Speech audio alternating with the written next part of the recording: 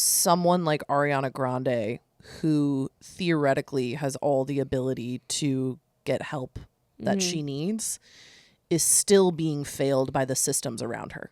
I sometimes think that it's because there are a lot of people that still don't see eating disorders as being mental illnesses. Yeah. Because thinness is so celebrated and upheld as being like such an achievement and an accomplishment and something that we celebrate and congratulate people on. Yeah. That people don't, there's like some disconnect in their brains where they're like, oh, this isn't a mental illness. This is something that we're going to give people their flowers for.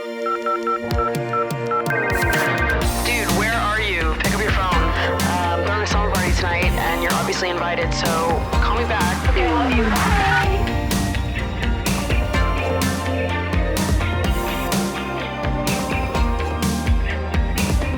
What's up, you guys, and welcome back to Emotionally Online, the weekly summer party for heart-to-hearts and hot gossip, hosted by yours truly, the one and only Maddie Drossbeck, co-hosted. Back again. You guys are cowering in the corner. Who is it gonna be? Who is she gonna say? It's the one, the only, Meg Ruoko. The co-host with the co-most. Oh, there it is. Oh. And to all of our video viewers, you may be noticing something new and awesome and different. And it's that we've got merch, baby. Yeah, we do. Right now, I'm sporting the Lover Girls Worldwide tee, and we've both got on the I Only Date Sweethearts camo trucker hats. There's a Lover Girl University crew neck. Yeah. There is some Pumpcast merch as well. Oh, yeah. Definitely go check it out. It's going to be linked in the description of this episode, and it'll be there. So, rep the show. Rep the show. Show your love to us, and we'll show it back. I got a new squishy. I'm proud to report. It looks so gross. Guess what it used to be? Cheese. It used to be one of these viral cheese squishies because I did destroy the butter one. Yeah. It literally got like ripped apart. I was going to say I actually haven't seen it around your apartment. Yeah, no, it's gone now. Okay. I ruined it. And I got the cheese one. And this one's a little bit more durable than the butter one, but it is so nasty, disgusting. Were you into slime? In video form, I tried to make it once and it went so wrong. How? I don't even know how to describe to you how wrong it went. It was like wet. Oh. I'll add in a clip. It was like, I don't know. Imagine if Squidward's nose like multiplied and you could like whip it around in your hands like nunchucks almost. It sounds vaguely sexual. It was really weird. Yeah. I don't know what happened. Slime is clearly not an activity for me, but I do love watching the videos of it. Absolutely, yeah. And I've thought on multiple occasions about buying slime, but then I was like, you're 29. You are 29 years old. You cannot buy slime. But you can buy cheese. But I can buy cheese. This one seems a little bit more like reasonable to me somehow. Tactile. Yeah, it's like, it's stress ball. Yeah. Adults have those. Yeah. Adults don't usually keep like desk slime. No. But I'm not that we could not bring that about. Right. We could all start getting desk slime. This is kind of hybrid desk slime stress ball. Yeah. Right in that in right in the between middle is cheese. The desk cheese. Is desk cheese. The problem with it though is it doesn't go back to its original shape. So now it just looks like, that picture of that blob with the face on it? Yeah. That's what it looks like now. And it's covered in cat hair. It's gross. It really is quite gross. Yeah. But it's helping me. That's good. Are you sure you don't want to touch it? I'm good, I think.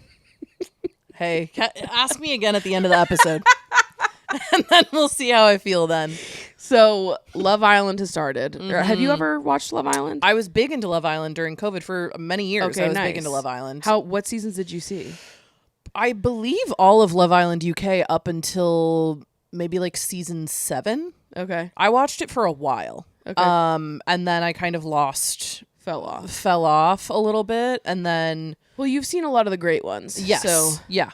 you've done the work. Love Island season 2, I maintain, is one of the best seasons of reality For sure. television Yeah. known to man. 5 is my favorite. Yeah, that's a great one as well. Yeah. God, I love Curtis Pritchard. That guy is crazy. I made him in Tamagotchi life. Isn't he like just broy online now?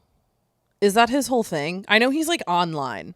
I don't know. Maybe Curtis's Anton is more the one that that Anton. rings true about to me. Okay. He made like he's like one of those fitness people now, but he made an fucking awesome post during All Stars where he was talking about the phases of a woman's menstrual cycle and compared each cycle to one of his ex-girlfriends.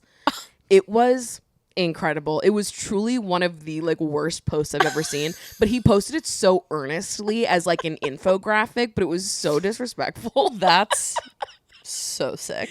He's like, this one is the luteal phase. It's like, that's bananas, because one of his exes was on All Stars. Of course, yeah. Unbelievable. Wow, men are amazing. Yeah. The things that they do online and the things that they're willing to show and talk about is just so fascinating It's to really me. beautiful. But so I've been deep in watching the ongoing season of UK, and every time I watch the show, I have so many questions about logistically, like how you just share a room with 12 people for like 2 straight months. Yeah.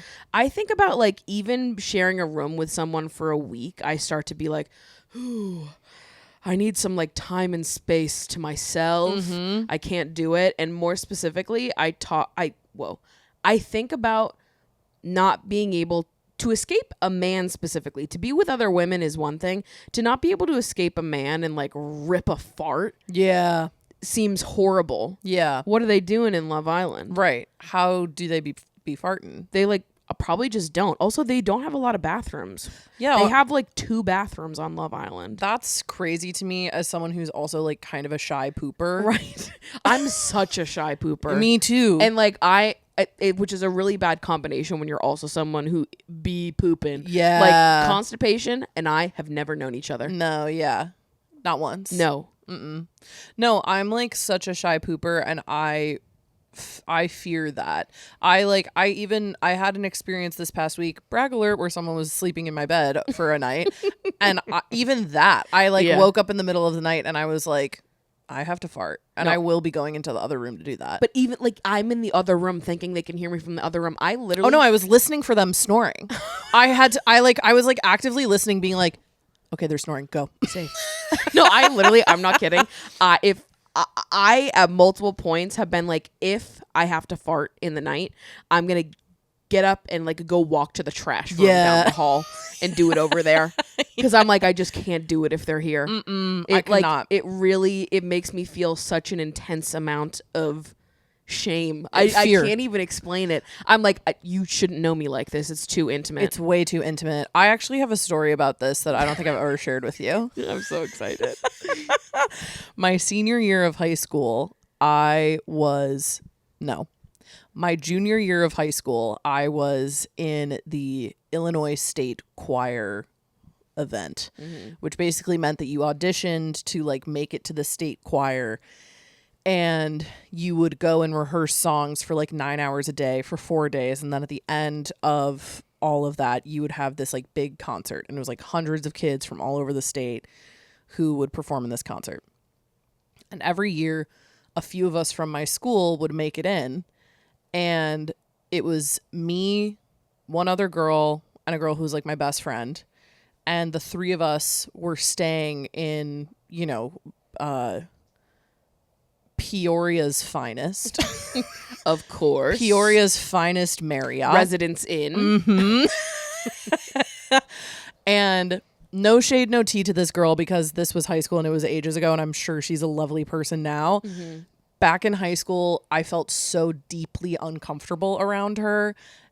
We were just kind of ops a little bit, and she just had a very like uncomfortable presence. And so I did not poop for 4 straight days. Oh my God. Because the door was so thin to the bathroom, and I could like see, and it was also like a frosted glass, so I could like see people walking past the door. Could not poop for 4 days. On the 4th day, I was in like our final rehearsal for this concert that we were putting on, and I felt a rumble in my stomach. And there were, again, 600 kids in this choir, I want to say. And you were not supposed to leave except during designated breaks. Oh my God. And I was like sitting kind of towards the back, and I was just like, it's now or never. And actually, it's only now because it's happening right now. It's happening and I have to It's happening and I have to go. And when I tell you that I went into the depths of whatever like municipal building that we were in to find the bathroom that was furthest away from the hundreds of kids that were singing so close to me. This is what a danger it was. This is what a danger it was. And I'll tell you this, did not flush. Oh no. It did not flush. Oh no. And I took one look at it and I went, damn. that is not my business. That's crazy. That's crazy. And then I just left. Yeah. I get it. Sometimes I would have done the same thing. Yeah. I don't even blame you for it. Yeah.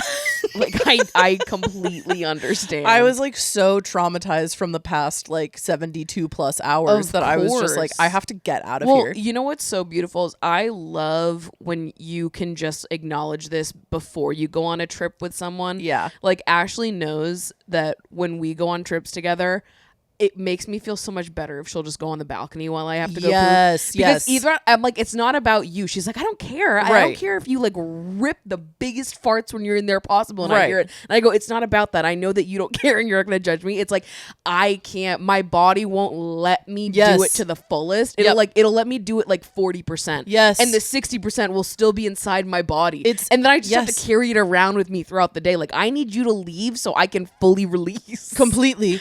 I would just tell, after a while, I would just tell my family, I would just be like, go downstairs. Please leave. It will be so much quicker if you just go just get outta here. downstairs. I'm a fast pooper Right. if you leave no, me alone. literally, I am so quick if you are not here. You're not here. If you're not here, I'll be done in 30 seconds flat. Yeah.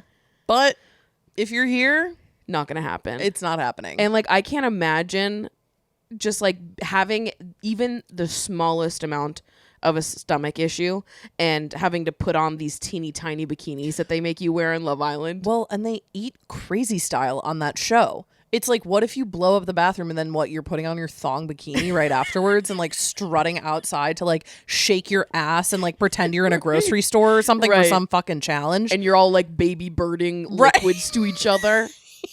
And now go put back on your bikinis and be normal for the rest of the month. It's got to smell crazy in that villa. Absolutely. No shot it doesn't smell crazy. Like wish that they would include some of that because I want to know like which one of, because obviously the men are way worse than any of the women just by default. But I want to know which one is like known as the stinky guy in the villa.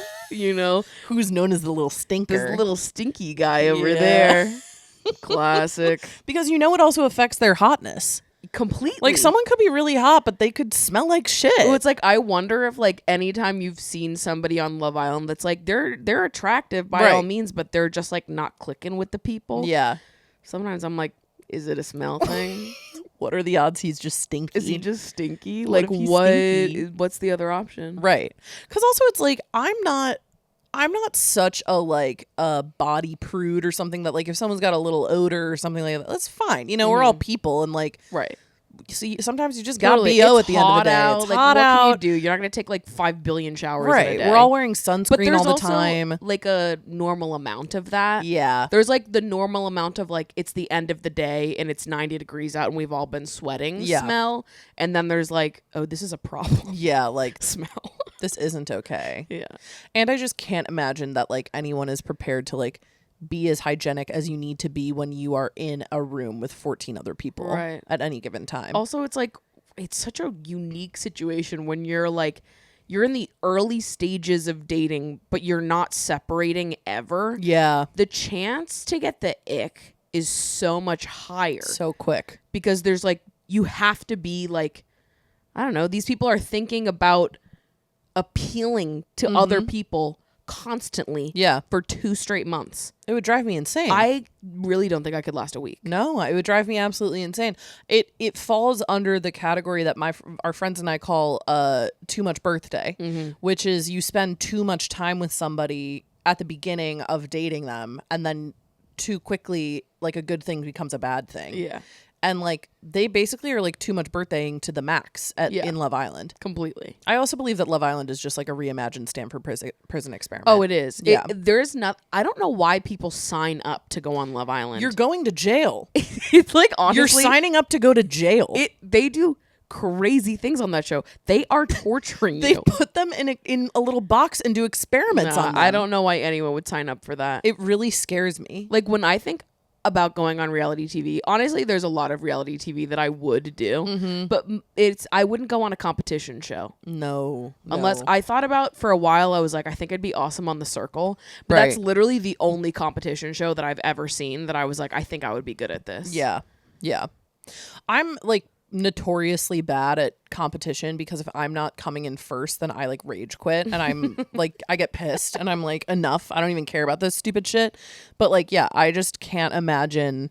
I can't imagine also, I mean, Love Island just combines a few of our least favorite things, which is, like, having to perform and being so sweaty all the time. The worst. That's just, like, the worst combination of everything. Also, how come want. none of them ever get an extreme sunburn on Love Island? Yeah, how much sunscreen are they putting on at any given time? Because it doesn't seem like a lot. No. Also, I'm like, the thing is, like, when you burn easily, it, like, doesn't take much. No. You can be lathered in sunscreen every 20 minutes and you'll still burn. Yeah. It, like, it doesn't, sincerely, it does not matter. Yep. I could be perfect about it and I will still have, like, a little bit of burn somewhere in my body. Yes. None of y'all were pale? Yeah. There's no pale bitches on the show? I wonder if fake tan hides it easier. Maybe. Yeah.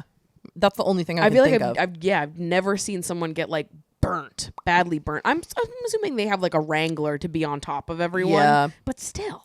I imagine, because I think in the earlier seasons I saw people get burnt more than in later seasons. Yeah. So I imagine it was something where it's like, you guys got this. And then after a while they were like, you do you not don't. got this. Yeah. You do not. No. Sometimes I'll have these moments where it's like, for as much as we're like, we need more diversity in reality TV, I'm also like, leave my big bitches out of this. Yeah. Leave the big bitches out of this mess. They don't need to be part of Leave that. my girls alone. Yeah. They don't need to be doing all this. Yeah. Hey, guys, we're better than that. Sometimes I will see people being like, oh, like, put a plus size person on Love Island. And I'm like, no. Don't. Leave us out of it. No. The world isn't ready for it. And I like, if I'm being honest. the only way, like, I would like to see it in a hypothetical world where it could be showcased and never once brought up. Yeah. I don't want to see a big girl on a dating show just for it to be a center point of conversation and how she's getting to know other people. Yeah. I want to see, like, big bitches on dating shows where their size is never once addressed. Right. But even then, the audience could not be fucking normal about it. Never. So even if you had a cast full of normal people, the audience would ruin how beautiful and wonderful that was every goddamn time. Agreed. So for that, I say, leave my bitches out of this. Leave my bitches out of this. Well, it's like if you're watching, if anyone has watched Off Campus, the main actress on Off Campus, I've seen people on the internet call her plus size, which is fucking crazy. She just has big tits. That's it. That's literally it. Yeah, that's so annoying. That's like so early 2000s. So early 2000s. I remember when I was a kid, people saying that, if you had big tits, you could never be skinny. Yeah.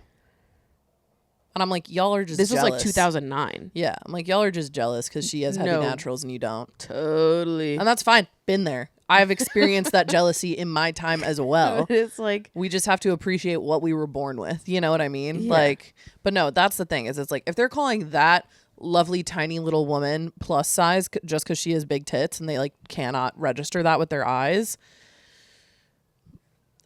keep our big bitches safe. keep our big bitches safe. Yeah. Keep them out of the Majorca prison experiment. Do not put them in the Majorca prison experiment. No, not at all. Oh my That God. show is for people that I want to point and laugh at, and I would never point and laugh at one of my bitches. Never. That's also part of it. It's like I'm only rooting for them.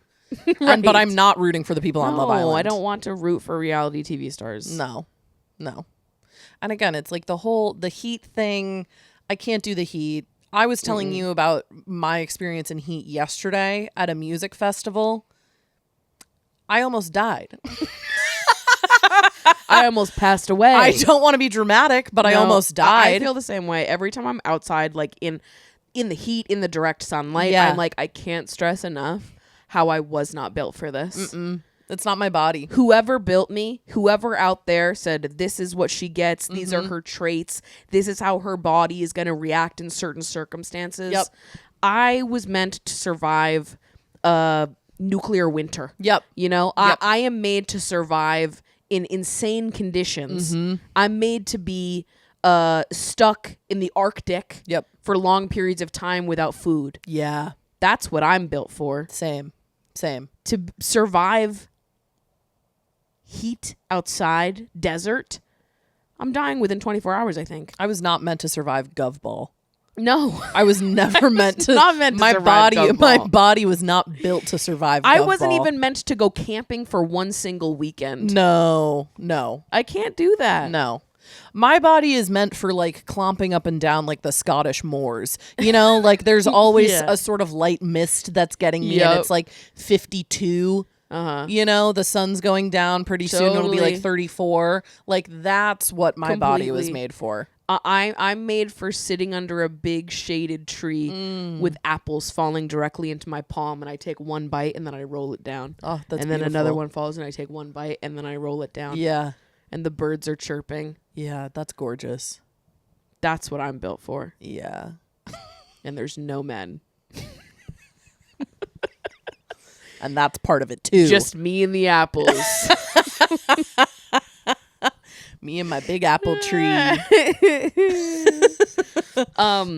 How involved are you in the D'Amelio family drama that's happening? Not at all.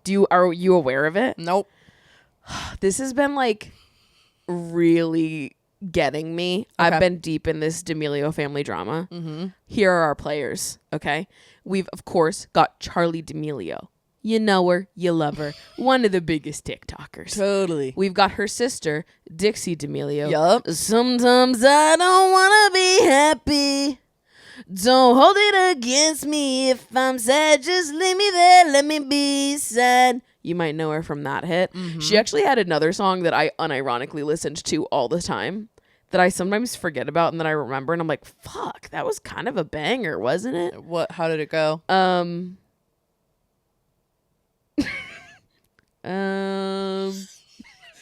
So one of your favorites. No, then.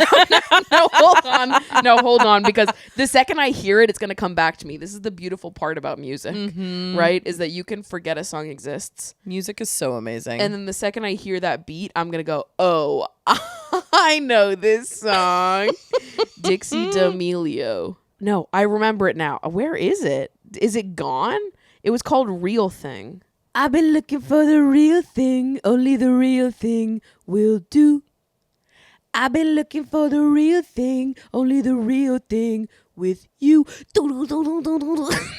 I used to play this for my sister all the time and be like, just playing my favorite artist, Dixie D'Amelio. I don't know if you've heard of her.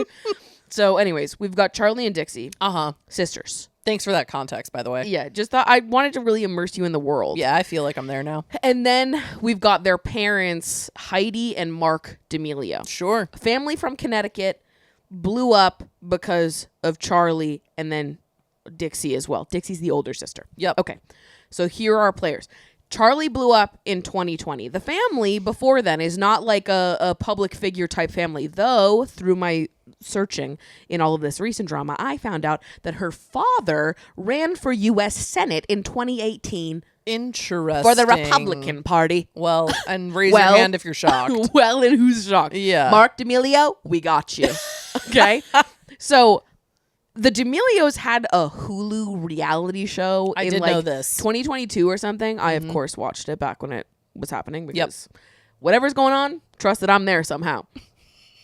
And it seemed like the big sort of conflict of the reality show was that like Charlie's like really struggling with fame and wasn't always feeling the most supported and was just having a hard time in general, but the emphasis was really on like their family unit rather than like Charlie as an individual star. Kind of Kardashian-esque. Yeah. Yeah. So time passes and people pick up, I want to say end of last year, pick up on the fact that Charlie no longer follows either of her parents on Instagram.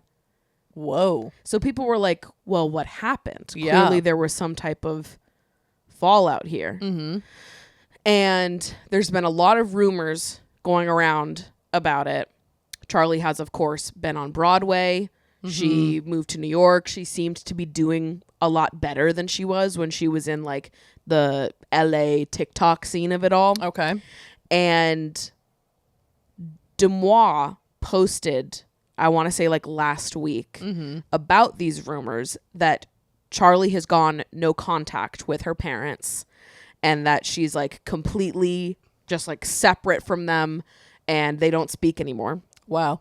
We don't talk anymore. And her father, Mark D'Amelio, went on live and spoke about it and also left some huge comment on the Demois post about how Charlie's being manipulated and blah, blah, blah. But the word on the street is that the reason she went no contact from her parents is because they stole millions of dollars from her accounts. Because, of course, she became famous when she was 16 years old. Yeah. And I guess, allegedly, they may or may not have stolen millions of dollars from her. What do you believe? I believe that it's true. And you know why I believe it's true? Because I think it's fucking weird when, and this happened with Addison Rae's parents too. Her father is a psycho, which I think people forget about that because that was more when Addison was in the TikTok space than she is like now as a pop singer.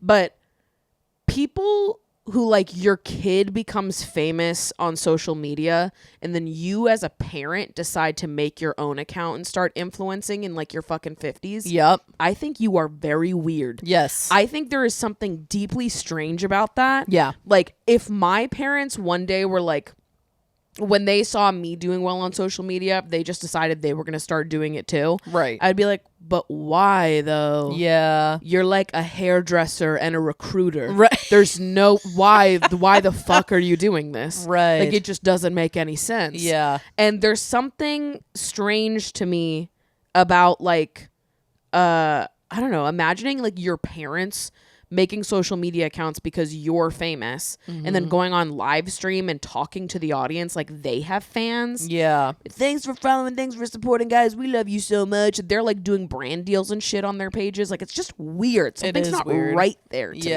Yeah. But I want to study. I'm fascinated by these parents of social media stars that like clearly have a couple screws loose. Yeah.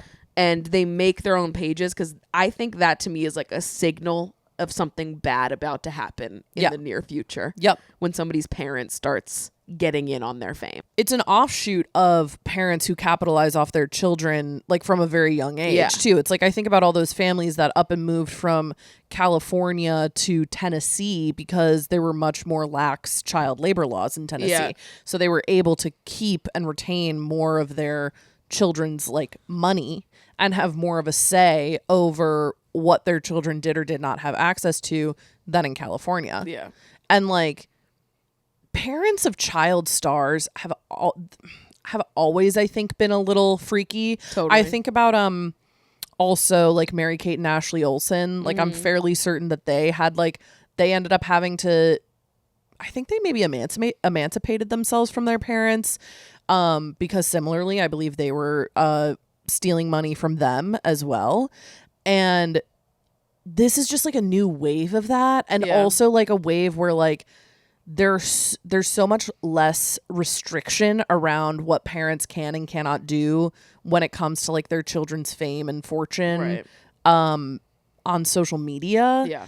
And I agree. It's like what in your brain makes you think that just because your child is offering something up on social media means that you have anything to offer up on social media? Right. What is that in your noggin that weird. makes you think that? Like, why was Heidi D'Amelio on Dancing with the Stars? That's really strange. Why? That's really weird. The whole thing is bizarre to me. It's really bizarre because it's like, it's just really pathetic. I agree. It's like you're riding on the coattails of your child's success. Yikes. Yeah. Mind you, also your child's success, which is like being a TikTok star. Right. Which, not to like bash TikTok stardom, but like, what is this foundation that we're building off of? It's mostly nothing. Right. I actually love Charlie D'Amelio, though. But Dixie D'Amelio had that one song. She had that one song, Yeah. though. The thing is that, like, in general, most of these, like, TikTok stars, like, the hype house of it all. Right. Look at that house. Most of them are just, like, random kids that happen to have a phone at the right time. Right. But then you have a couple people that genuinely are talented. I have been an Addison Rae truther since day one. Totally. And I do think that Charlie is genuinely a talented dancer. And I'm glad she got to be on Broadway and she got to live her dream totally separate from the internet, something that her parents couldn't get in on themselves. Yeah. She seems to have built a separate life for herself. I'm happy for her. And it makes me sad to see weird parents being weird. It is one of those things where, like, I remember when I was younger, you know, at one point saying to my mom, like, why didn't, like, we all liked acting, like, why didn't you ever take us to like audition for I used commercials to say the same thing. Every time something? like those radio ads would play about like auditioning for Disney Channel, Right. and I'd be like, Mom, Yeah. what are we doing? Like, I'd be perfect for this shit. And I remember my mom being like, no fucking shot I would ever expose you to that world. Yeah. There's just no way that I would ever bring you into that sphere, because she was like regular, you know? Right. And she was like, I'm not gonna expose you, the child, to like this weird industry and like force you to perform labor, you know? Yeah. Mark said something when he was talking about it on live. I mean, he seems like a real Fruit weirdo. Loop. Yeah. But he said something that made it seem like, because in his comment that he left on the Dumois post, he was like, she's being manipulated by all these people. And then when he was talking about it on the stream, it sounded like she was getting like sound business advice from people who were approaching this from a way that like really put Charlie at the forefront and valued her and like what she has created, the money that she has made. Yeah. And her father saw it more as like, oh, well, that's like an emotionless way to approach it. Yeah. This has been a family thing. Who do you think got her that phone? Who do you think housed her during all of this? Like it's the entitlement to like, you know, my child did something fantastic and I did the job that I was required to do, that I signed up to do when I became a parent. And now I think I deserve something special because of it, that I'm entitled to it. Yeah. And it's not seeing your child as like an individual person. Yeah. It's seeing them as an extension of you. Right. Which is so egocentric and narcissistic. Completely. Like, that is woof. It's like, what, you bought her a phone like every other parent does, so now you're entitled to $4 million? How about I pay you back for the phone, you fucking weirdo? Right. Here's the $800 for the phone. Yeah, Go fuck Jesus yourself. Christ. Like, what are we talking about? The thought also of just exposing anyone underage to the internet. Yeah.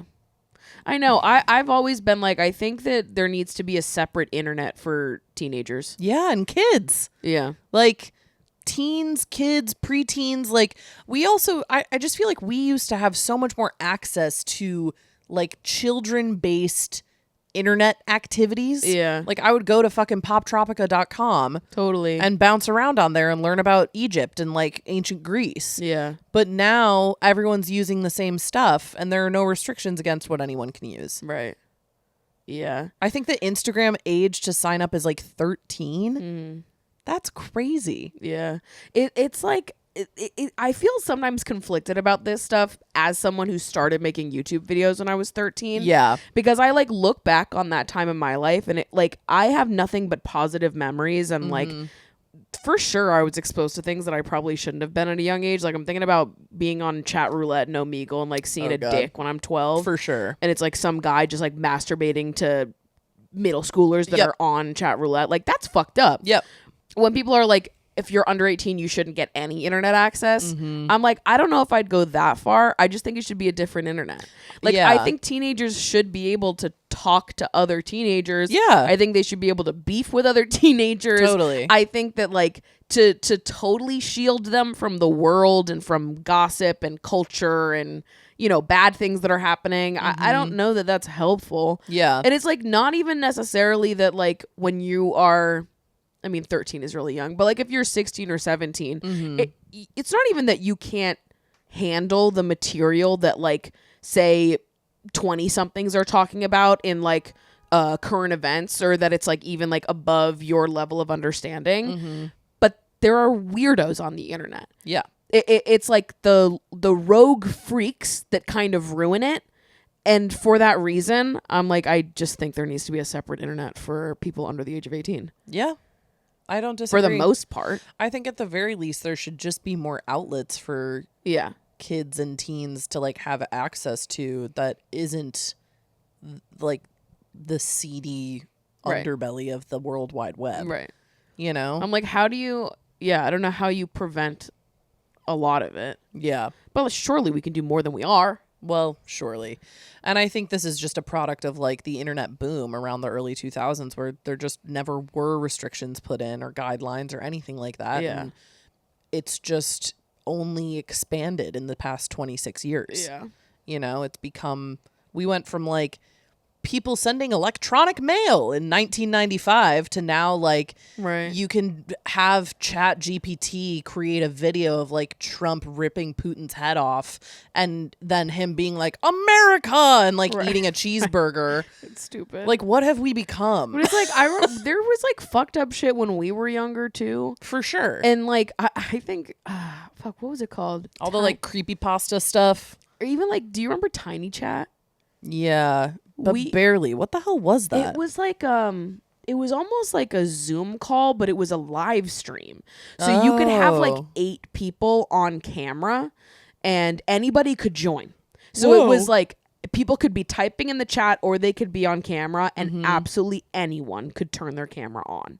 And we would do them all the time. Like in like the YouTube space at the time, be like all the music video YouTubers would be like on camera together just chatting, and viewers would be watching, and occasionally these random people would join and just like terrorize the group. Right. But we thought it was funny. I remember one time somebody came on and they farted into a lighter and it like, you know, had a little something. Right. And we were all losing our minds laughing. Yeah. And it's like there's some part of those memories that is like charming and endearing to me now, like how truly lawless the internet was back then. Like there's some nostalgia there for me. Yeah. But I didn't feel that I was at risk in any of those scenarios. You know, it was just like almost like fart humor. I mean, the masturbating stuff isn't. That's sincerely gross. Right. That's assault, unfortunately. Completely. But I do think certainly there can be more like laws put in place to like protect child labor. Yeah. You know what I mean? Like to protect children who are being exploited by their parents, specifically on social media. It's like it feels just like a new wave of, you know, someone sending their 6-year-old to the coal mines and being like, well, if he dies, I've got 8 more. It's like, whoa, like maybe don't do that. Maybe don't constantly have a camera in your like 2-year-old son's face and also be putting your 2-year-old son's face on the internet for everyone to see all the time, you know? I don't know. I do think that that's like, to me, I'm like, that is, just another kind of like branch of child stardom that has been well, I feel like kids under the age of 13 shouldn't be on the internet, period. I think there's literally no reason for like elementary schoolers to have access to the internet at all. They should be on Kid Pics completely.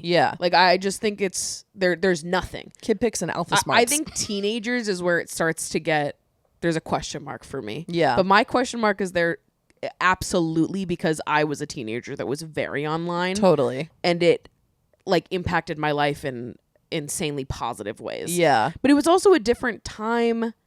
I don't know. Like when I was growing up, the internet was the only place I like really found community and like felt accepted. And to be in high school and to feel like you don't really fit in or don't have your place and then to find it on the internet was so meaningful to me. Yeah. And I feel like that's true for a lot of teenagers in like finding community online. Yeah.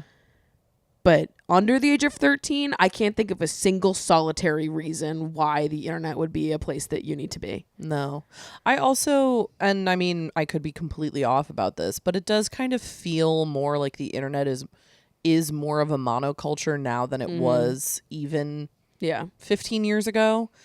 And that those communities are still there, but are maybe harder to find. I think they definitely are. Yeah. And so like that, I think young people definitely are searching for community online, and I completely understand that because it's like there's a way to connect to the entire world like right in your pocket. Why wouldn't you use that? Yeah.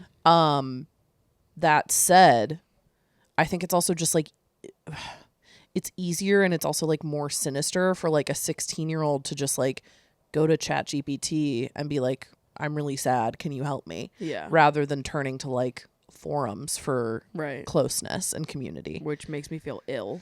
It's really scary. It's scary to think about that kids have access to ChatGPT and that it has and will continue to influence like child suicide rates. Yeah. That's crazy to think about.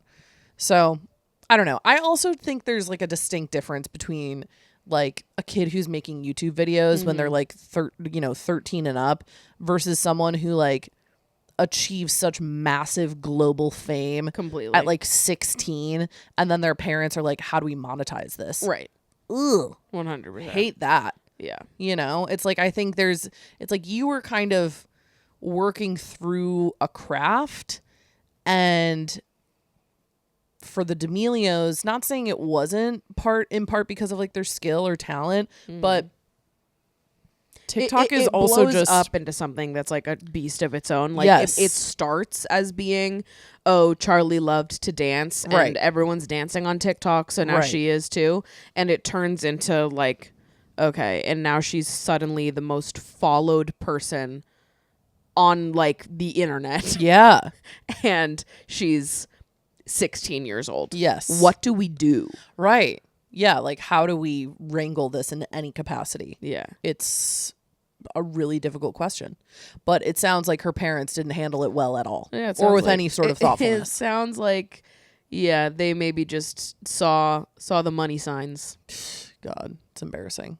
Deeply embarrassing. They should be embarrassed. But in learning that he ran for Senate as a Republican, Yeah. not surprising. Capitalize off of that. We must make capital. I need to talk about Ariana Grande. And this is a very delicate topic. This is a very delicate topic. And I would like to approach it with such yes. Delicacy. caution. What I have to say is more about the discourse online and how other people are handling this kind of back and forth that's happening in the comment sections. Yes. And a little bit about Ariana herself. But it is really distressing to me to see in these comment sections how people are allergic to any kind of nuance or having like holding multiple things to be true at once. Yeah. Anyone can and does experience body critique analysis from other people. Obviously that's not something that's exclusive to celebrities. And yes, the suggestion that we don't comment on other people's bodies is a great standard most of the time.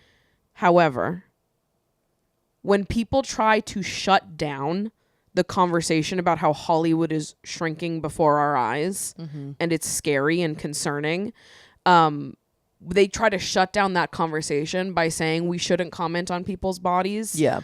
Given all the additional context and understanding that we have, it really feels like turning a blind eye more than it does showing a kindness. Yeah. And I am kind of irritated at people's misunderstanding of what people meant when they said, like, oh, you know, it's not nice to comment on people's bodies. Yes. Just generally don't be an asshole is what that sentence means. Right. And when you see someone visibly frail, Yeah. Ariana has always been thin. She has not always looked like this. No. There is cause for concern. Yep. And we can say that without it being like, and fuck her and she should die for what she's done. It's like, right. it's a mental illness. Eating disorders are mental illnesses. Yeah. I've had an eating disorder. Yeah. I feel very deeply for people that are struggling with their bodies in that way. And I wish that we as a culture had a better way to talk about it Yeah. in a way that was both empathetic and also honest. Yes. Because it feels like people want you to pick one. It's either you choose the empathetic route or you choose the honest route, but you cannot do both. I disagree. Yeah. I think you can do both. And it frustrates me to see people in the comment sections not even try Yeah. and just shut the conversation down entirely, which I think is vastly unhelpful. It is. And I think it's people having like a fundamental, like you said, misunderstanding of where the phrase like don't comment on other people's bodies came from. That phrase originated as a response to systemic fat phobia. Right. And systemic fat phobia is a different beast entirely than talking about like any individual person. Yeah. It's completely different. Totally.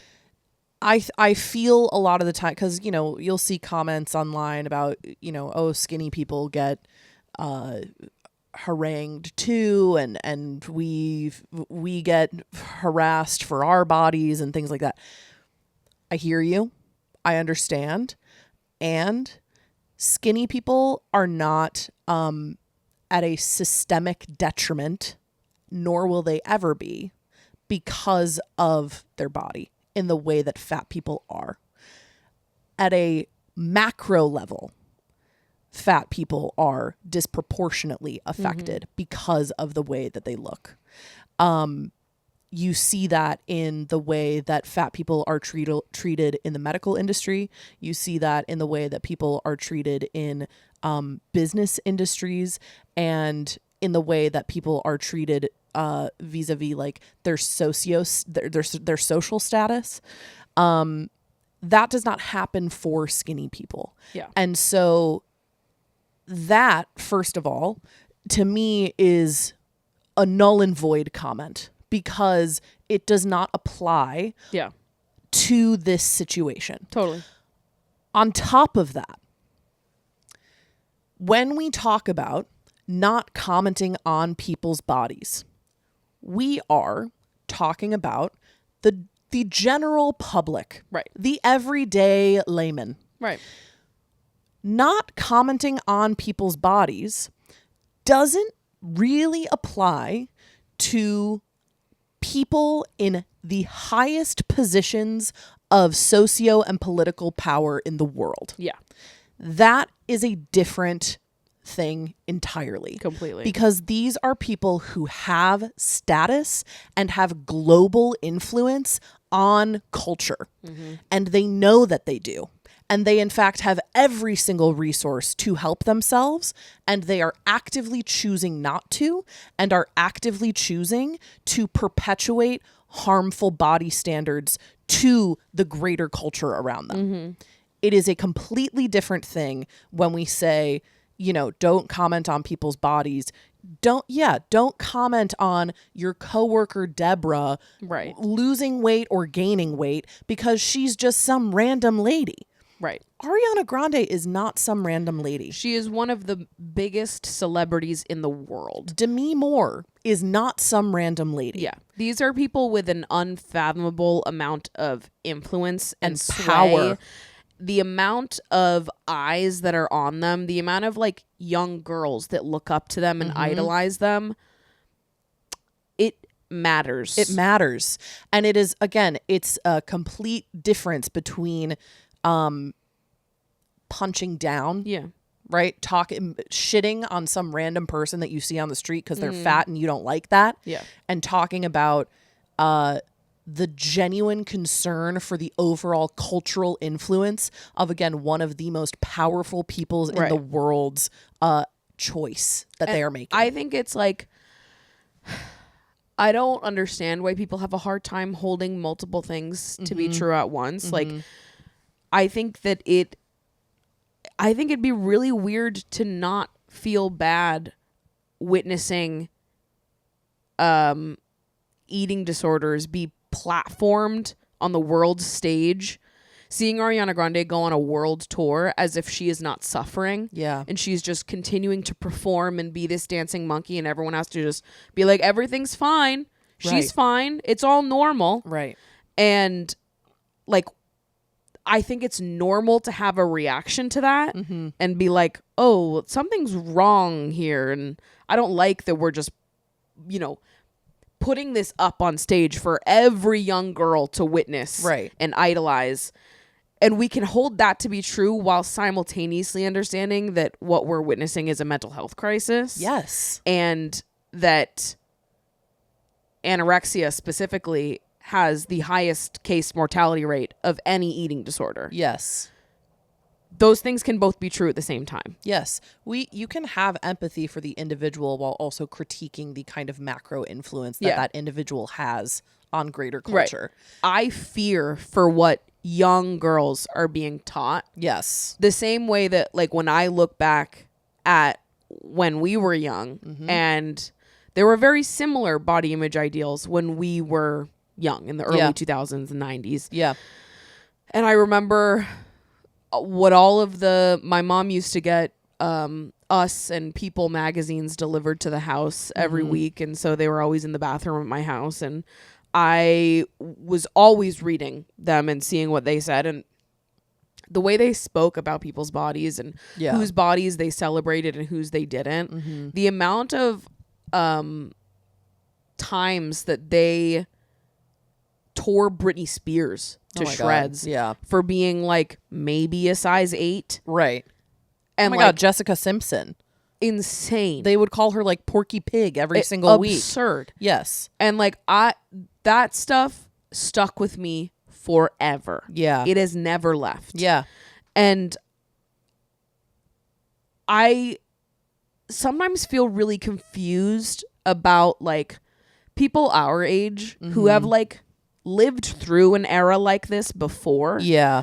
And hopefully had some kind of reflection and reckoning, or like you'd hope that people at this age, which again, we've talked about this before, about realizing that a lot of people don't reckon with their body image or their relationship to themselves at all. Yeah. But it's hard for me to understand that because I'm like, we've seen this before. We've had time to reckon with its impact on us and what it did and what we had to work through as a result of what culture told us beauty was and what the value of thinness was. Yes. And now we're going to watch it be given to more young women? Yeah.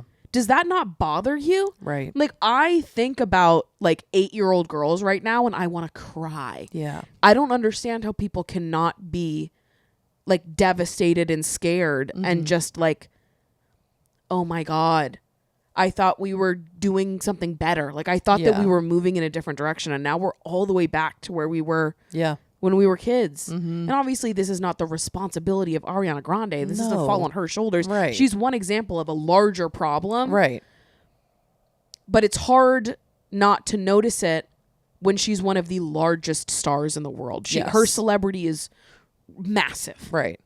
Well, it's scary to think about how someone like Ariana Grande, who theoretically has all the ability to get help that she needs, is still being failed by the systems around her. That's a really scary thought. Yeah. That someone with that much power and that many people around her is still being failed by this system. Yeah. Is terrifying. And I honestly, I sometimes think that it's because there are a lot of people that still don't see eating disorders as being mental illnesses. Yeah. Because thinness is so celebrated and upheld as being like such an achievement and an accomplishment and something that we celebrate and congratulate people on. Yeah. That people don't, there's like some disconnect in their brains where they're like, oh, this isn't a mental illness. This is something that we're going to give people their flowers for. Right. Like the amount of, so many people can relate to like the you know, when you lose a little bit of weight and people immediately congratulate you for it. Like it was the most incredible thing. And you could have lost that weight for any reason under the sun. And yeah, I just think people's inability to connect eating disorders with mental illness because of how we just like herald thinness as being the most important thing is a real detriment in this context. Yes. And it's just, again, it's like, I think sometimes, you know, when we start talking about like the greater kind of cultural and socio impacts that these people have, people in the comments can be very quick to be like, you know, don't talk about Ariana that way. Don't talk about this one person that way, whatever. And I think to your point, it's like, that doesn't mean that we don't have empathy for her situation. Yeah. It is, I actually feel like a deep amount of empathy for her situation. I feel really sad for her. Yes. I think Ariana is an extremely talented person. Yes. And I love a lot of her music, and she has impacted me with her artistry over the years. Yeah. I think that she's someone who's been through a lot. Yes. And I think that she has like, it makes me sad because I wish she was better supported. Yes. As someone who's carrying so much trauma and has been through so much that she never should have had to go through, it makes me sad for her. Yeah. Because I imagine that all of these things are connected. Trauma and grief, it's hard. Yeah. It doesn't go away. Yeah. You carry that with you forever. Yeah. And she has gone through these things on the world's stage. I can't imagine what that does to a person and how that impacts someone's mental health. Yeah.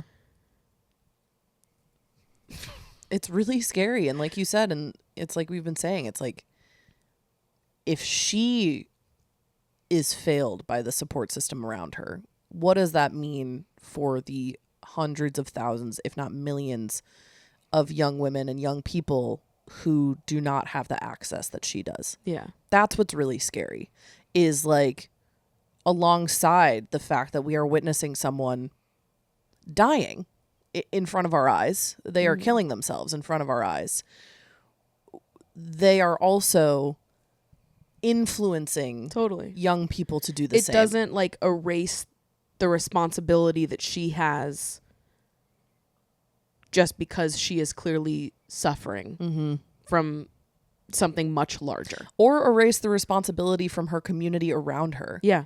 That's the thing too, is it's like, it really does take a village to untangle these things that have been hardwired into our brains, and it takes community and a lot of like intentional rehabilitation in order to get out of this type of spiral. And I just fear for the young people that don't have that. And I think we're in this very weird era of the internet where people,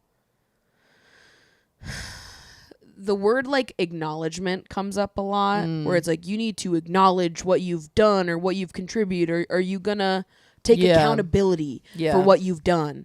And I think people will say things like this in connection to someone like Ariana Grande, and I think it's incredibly misguided. I think that kind of energy is actually really unhelpful, because again, I think there's something about treating a mental health crisis like it is, you need to stand up and apologize for what you've done. You're a bad person. Yeah. Apologize. Get on the podium and take accountability for what you've done. And it's like, people want to punish people. And I don't know that that's like, I understand the anger because obviously I feel anger too. Totally. But I don't necessarily understand the desire to punish people for their suffering rather than help them. Yeah. It feels, ultimately what it feels is very puritanical. Yeah. It is a very puritanical and Western approach to shame. Yeah. And punishing people for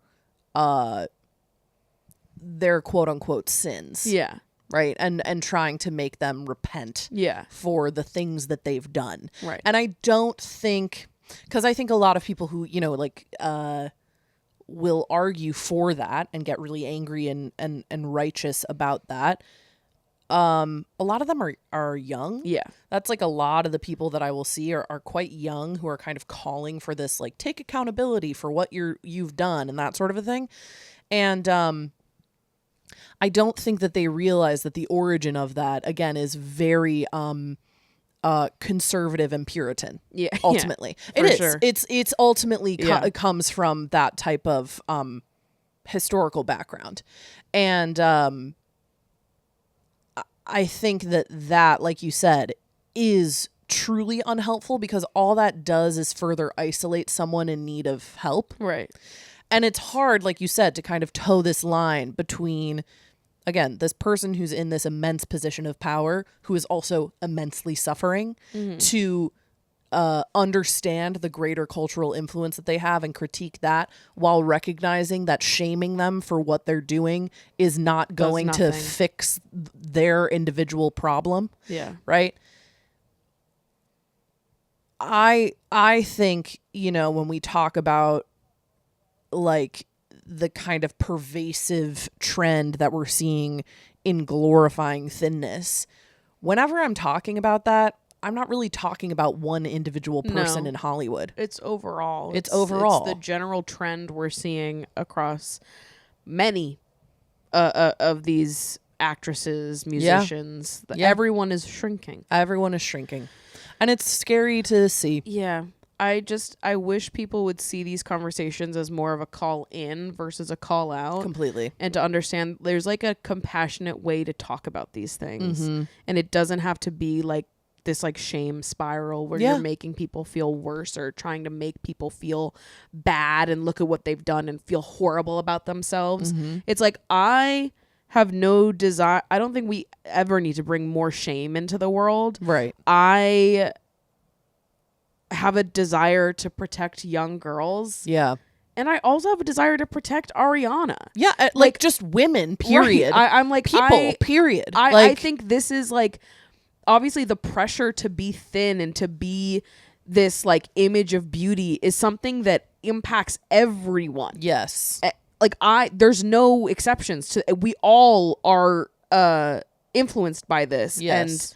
And I completely understand and empathize with how someone like Ariana could be under an immense amount of that pressure, an unfathomable amount, paired with the trauma and grief that she's gone through in front of millions and how people have responded to that. The woman's been through enough. Yeah. We don't need to put her through more. No. Yeah. But it's upsetting because it appears as though she is going through more. And the internet is having a really hard time figuring out how to discuss that. Yeah. Without either ignoring it completely or being very cold. Yes. And just taking it more as like an opportunity to reprimand and to I don't know.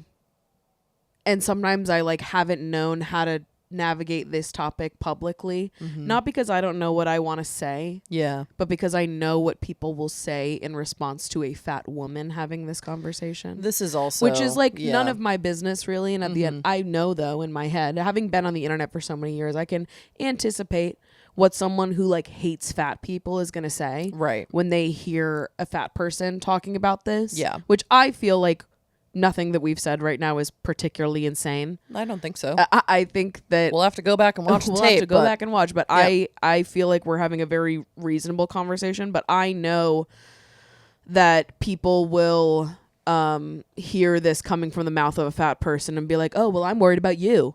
Right. And they'll like get defensive and try to turn it around as if it's like a apples to apples kind of thing and not just like them being fat phobic for no reason because they're fucking mad. Right. But I do think it's important to talk about. Mm-hmm.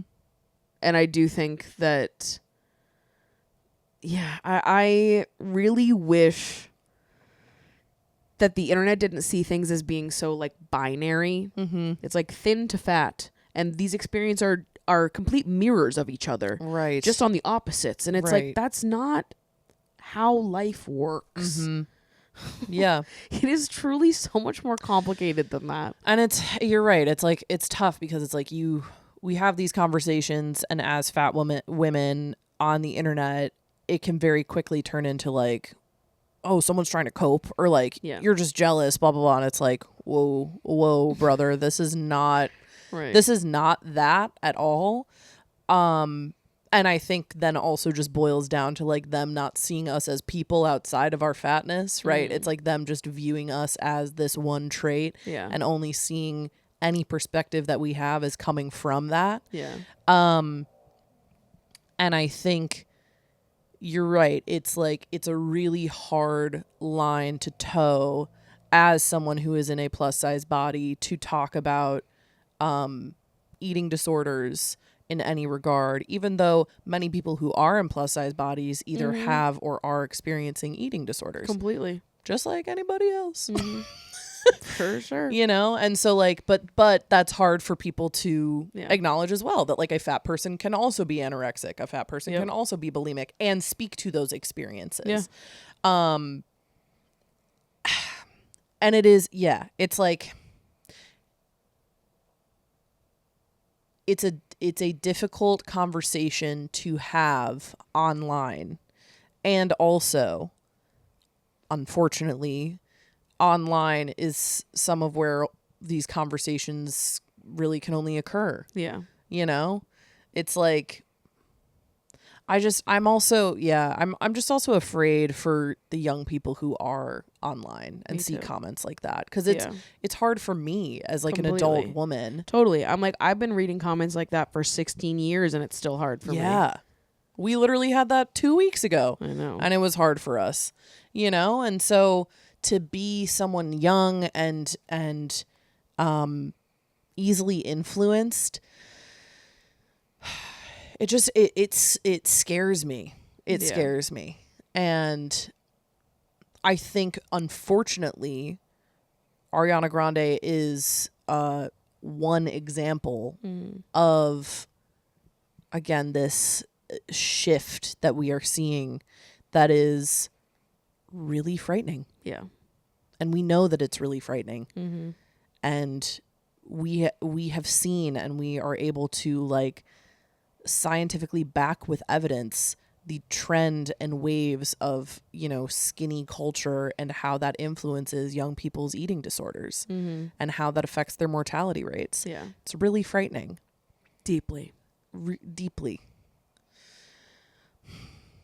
I genuinely like hope that she is able to find like liberation from this. Yeah, me too. As well as all of the celebrities who are experiencing being on GLP-1s when they don't need to be, or have any reason to be, or just starving themselves, or are experiencing eating disorders in any way. Like, I genuinely wish for liberation for all of them. Yeah.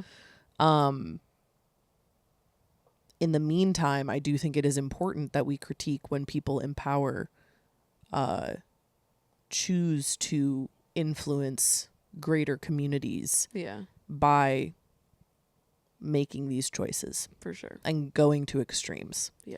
I feel similarly about the choices that celebrities make about plastic surgery. So do I. You know, I don't fault any one individual for getting plastic surgery. I do think as a collective, it's harmful. I agree. Yeah. It's the internet's so frustrating. The internet's crazy out there, like, girl. These are conversations that I feel like all of us are having with our friends. Yeah. In our homes. Yes. And then when you try to take the conversation online, there are crazy people on there Oh yeah. that say crazy things. I'm like, what do these people want? Like, you don't want to talk about it. Mm-hmm. What do you hope happens?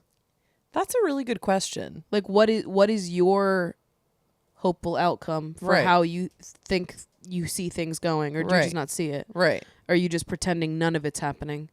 So, anyway, what do we do? What do we do? Where do we go from here? Guys, what do we do? What do we do now?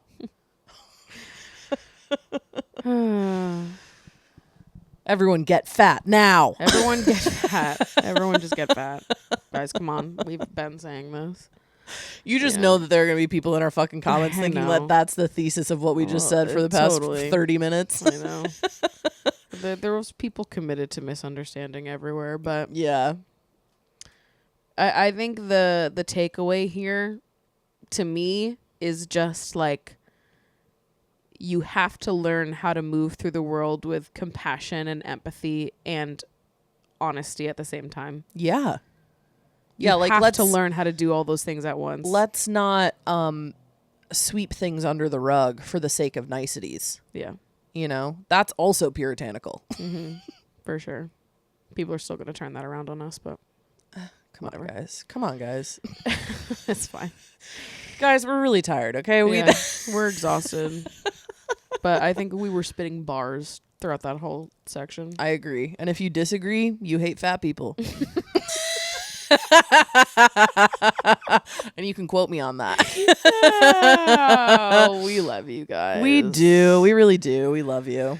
Thanks for listening. Mm-hmm. Merch is again linked in the description down below. Mm-hmm. If you'd like to keep this party going, I do the post show over on the Patreon every week. Yeah. You can follow the podcast at Emotionally Online Pod. You can follow me at Maddie Drosbeck. You can follow me at Meg Ruoko. And I'll see you next week. Bye.